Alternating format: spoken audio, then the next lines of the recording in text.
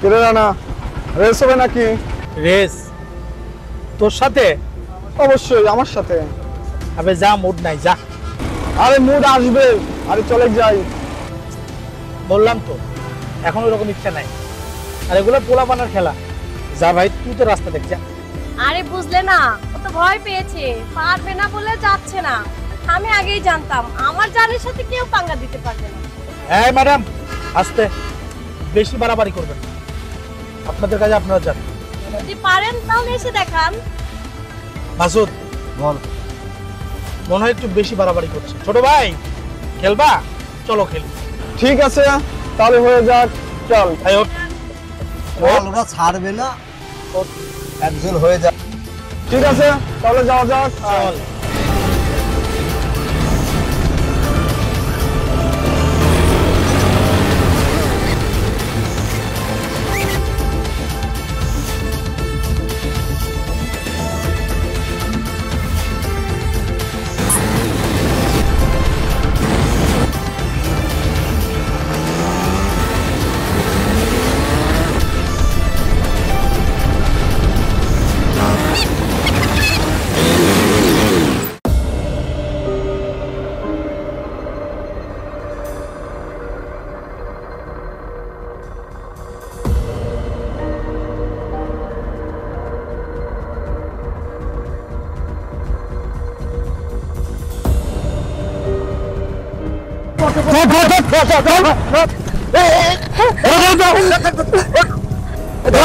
আরে দাঁড়াও।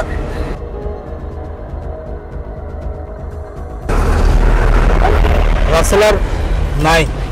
কি বলিস তুই? রাসেল, এই রাসেল, রাসেল কথা বলো, এটা বলো না। তুমি থামো, এখন আর কান্না করে কোনো লাভ নাই। আজকে এই জীবন চলে যাওয়ার জন্য দায়ী কে জানো? তুমি দায়ী। এই কেন ভালোবাসছিলা?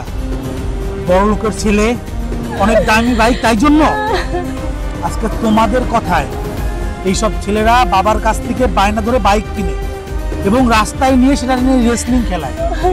আজ খেলতে খেলতে তাদের জীবন চলে যায়। এই জন্য দায়ী তোমরা।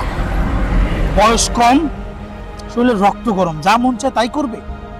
আরে রেস যদি ধরাতেই হয় তাহলে জীবনকে প্রতিষ্ঠিত করানোর রেস ধরো। আমি বুঝতে পেরেছি আমার এতটা বায়না করা উচিত হয়নি। আজকে যদি আমি জিত না করতাম, আপনাদের সাথে যদি ওকে পাঙ্গা দিতে না বলতাম, আমার এত বড় সর্বনাশ হতো না।